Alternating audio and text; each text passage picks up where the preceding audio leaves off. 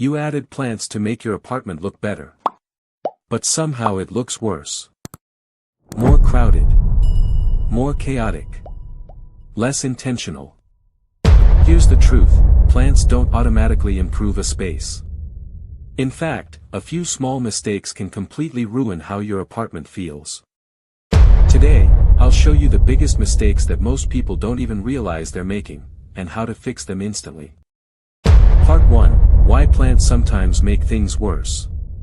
Plants add complexity. And if there's no system, visual noise increases.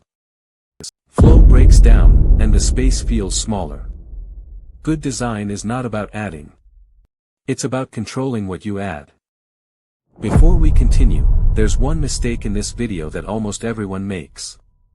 And it's the reason your apartment feels smaller, not bigger.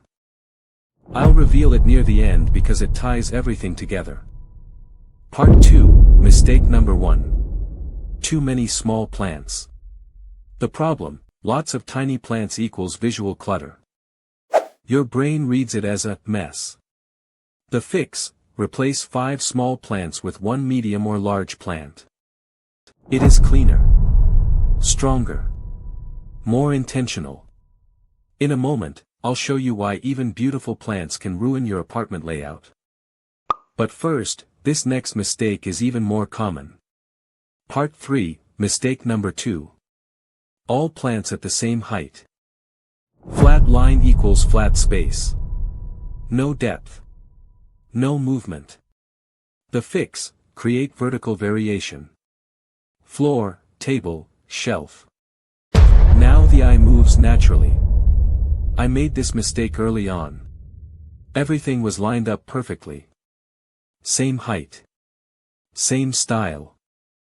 It looked organized. But also completely lifeless. It wasn't until I broke that alignment that the space started to feel real. Part 4, Mistake number 3.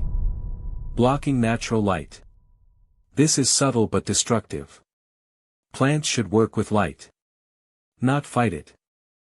In the next section, I'll show you a placement trick that can instantly make your room feel brighter without adding any lights. The fix, never block your main light source. Instead, place plants beside windows, not in front of them. Part 5, Mistake number 4. Wrong plant for the wrong room. Example, bright light plants in dark rooms.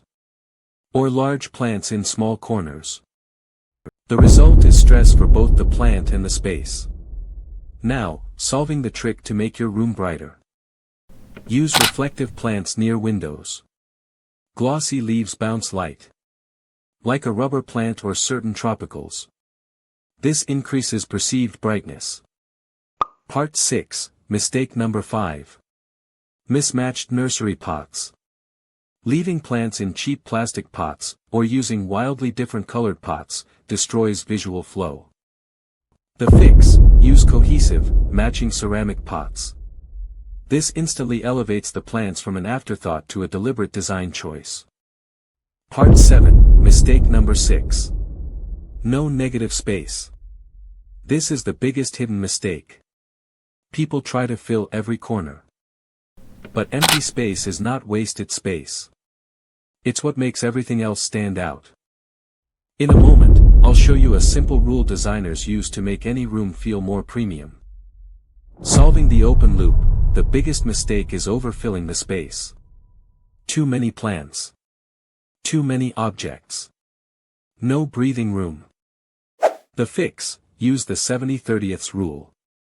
70% of the space is empty. 30% is styled. This creates true balance. Premium spaces are not full. They are edited.